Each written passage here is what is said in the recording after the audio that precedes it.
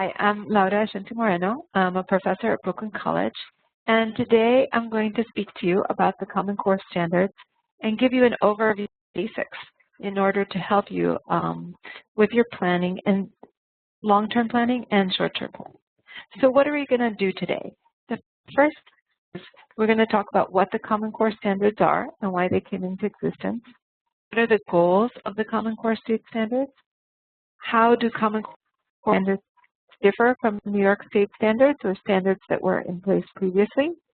And how do I plan using the Common Core state standards? We're going to do a very tiny activity with that today. So we're going to start off by talking about what are the purpose of Common Core state standards and standards in general. So the first thing is clarity, and clarity is really important because we need to think about what students understand they're expected to do, what teachers understand, parents, administrators, and of course, as I mentioned before, students. Everybody should be on the same page of what grade level expectations are. The importance of this is so that by the end of each grade, one classroom does not differ from another classroom, regardless if it's in the same school or in different schools. So what I'm going to do right now is I'm going to show you a quick video, a little piece of a video on why the Common Core state standards even began and what was the process in development. So I'm going to share my desktop.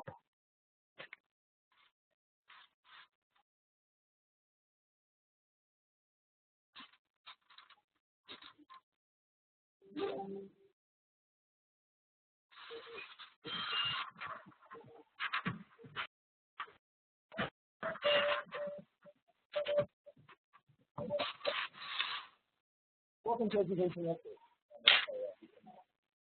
It's become an effective part of the American education system. How our children learn depends on which state they live in.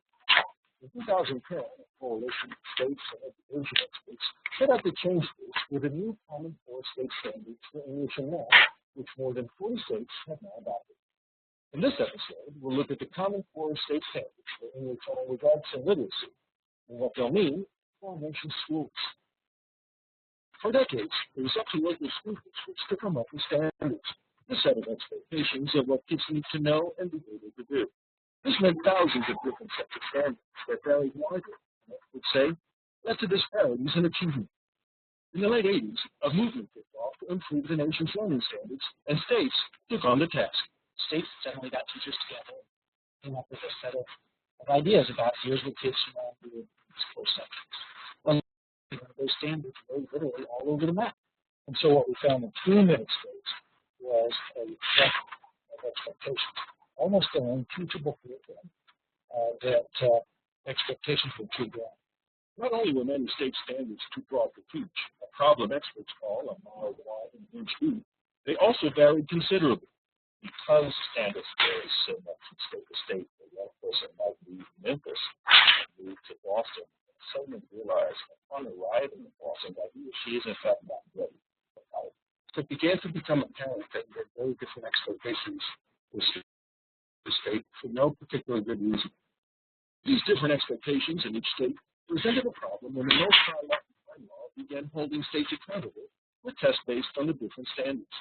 Experts say instead of improving student performance, they created an incentive to make tests easier and expectations lower. What became clear is that we had a select. Most states were telling parents that their children would do just fine, that they were passing the test, they were proficient according to the state in English and math. But then those same kids would go on to college and have to take remedial courses because they weren't prepared. Opportunities for innovation for family or full-fledged citizen in which they participate in the democracy is scarce and limited. In 2009, the National Governors Association and the Council of Chief State School Officers launched an effort to come up with one set of standards for all states. The Common Core state standards were released in June 2010. More than 40 states have now agreed to replace their English and math standards core by 2014, when new state assessments are expected to be introduced.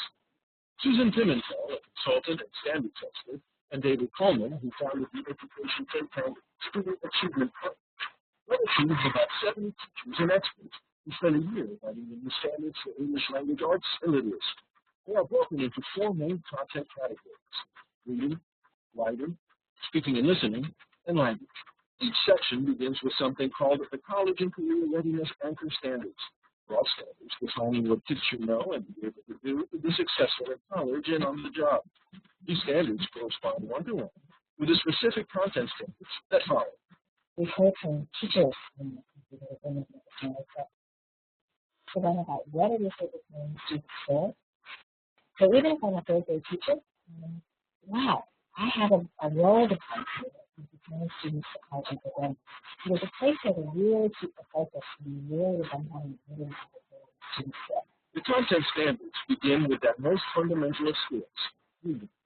Anchor standards here emphasize reading closely, making logical inferences, citing specific textual evidence, and reading complex texts. Key concept experts say we have not been right in the classroom. What's been happening is that the reading that we've been asking students to do all the way along and in high school has begun to go down.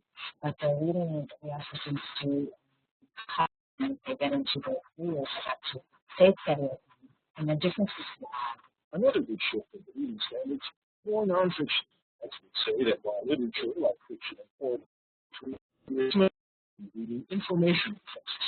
And we look at what students actually do, what we read after all, and graduate, and then in schools and jobs and just in life, is that we become reading. Students need to be able to read technical writing, as well as historical and scientific writing, as well as literature and literary writing. It's for this reason that there are 2 sets of reading standards across all grades, reading literature and reading information text. Things like essays, news articles, and historical documents. By 4th grade, at least half of students should be informational, and by high school, at least 70%. And the responsibility for teaching all this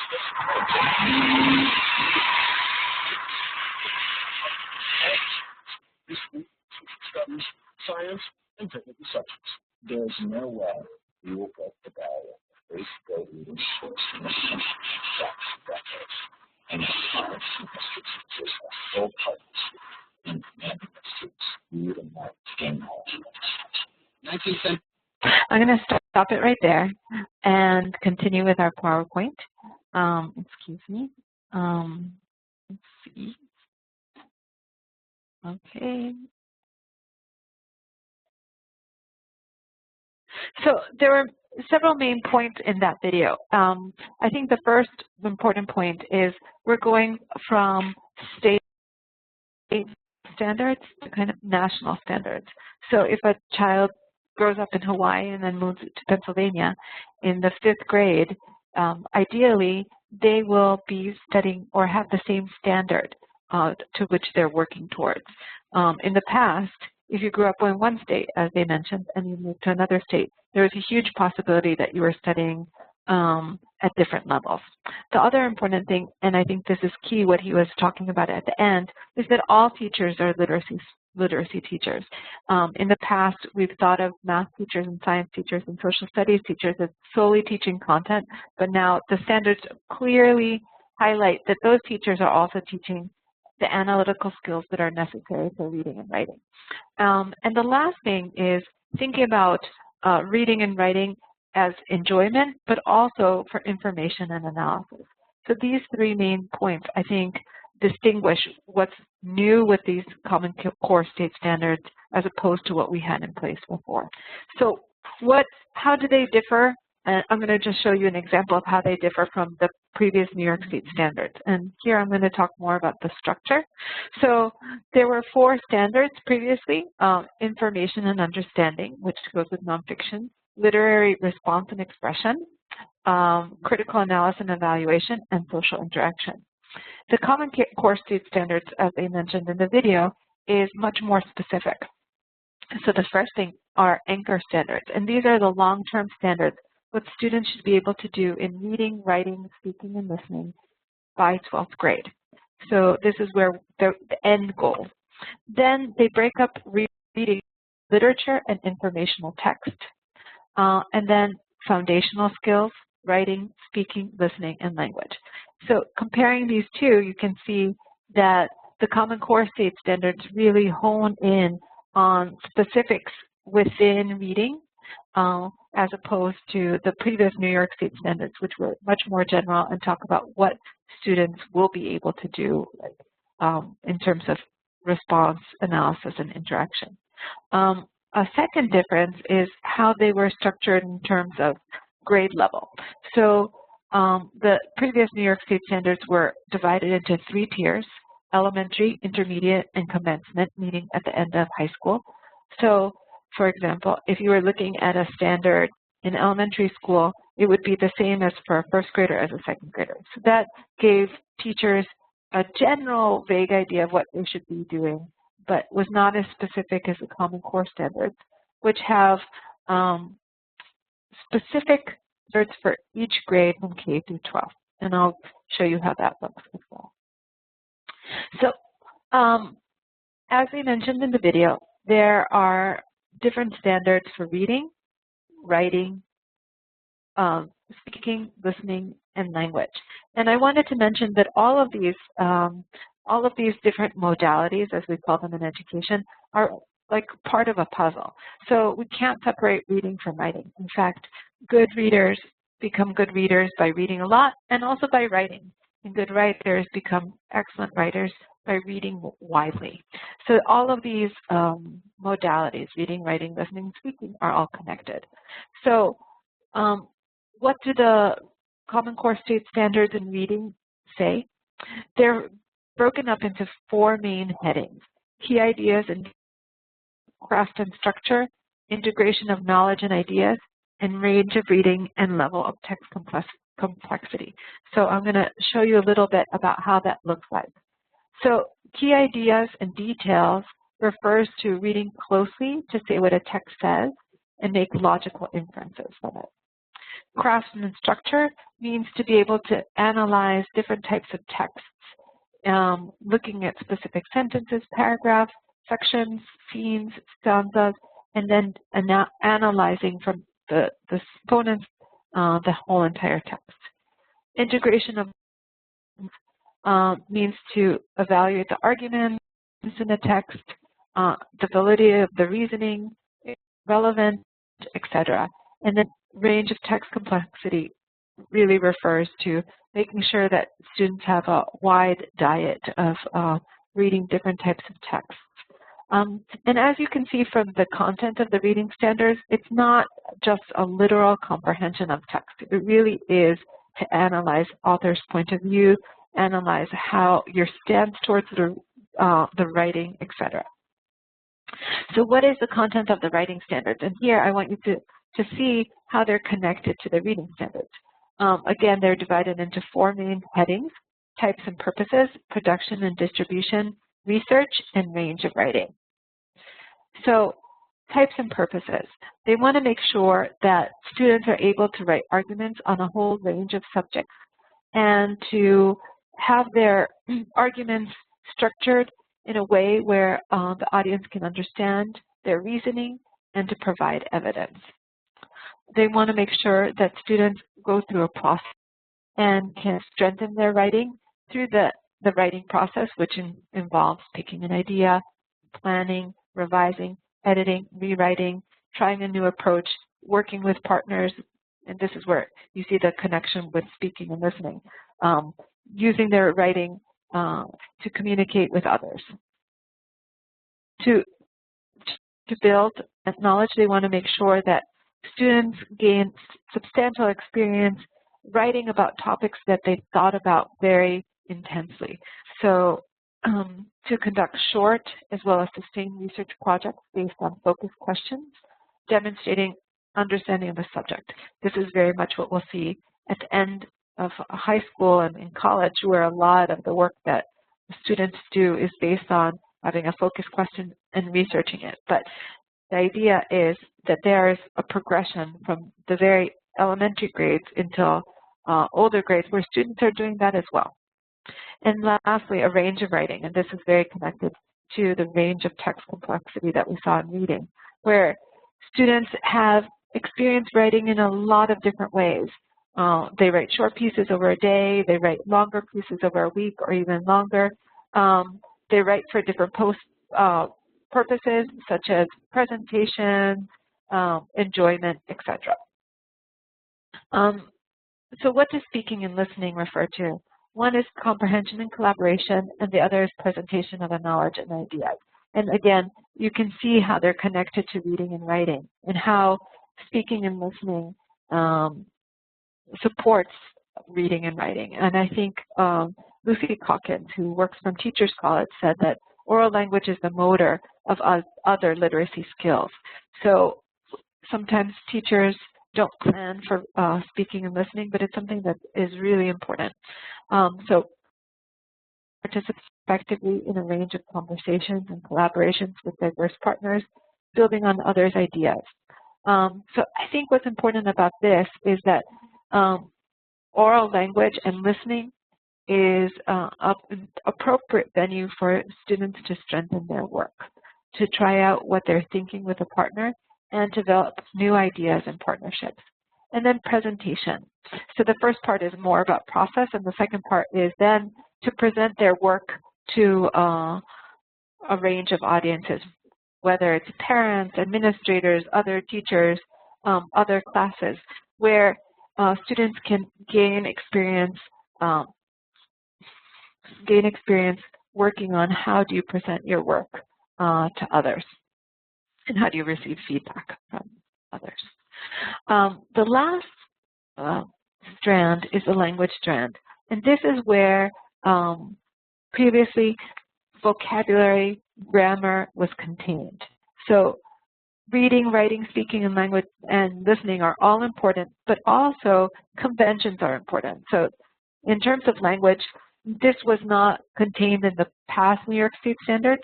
So it's really thinking about what are the conventions of standard English grammar and usage when writing or speaking.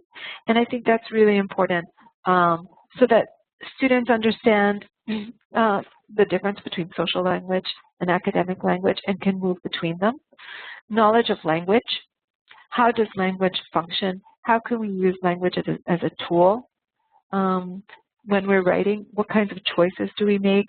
For what effect? And lastly, vocabulary acquisition and use.